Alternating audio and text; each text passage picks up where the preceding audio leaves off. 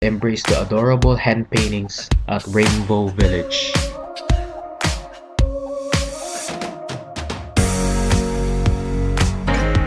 Basically, ano lang siya, like isang village. Tapos, dati dyan daw nakatira mga sundalo. So, parang yung nag-modernize. So, gusto nilang gibain.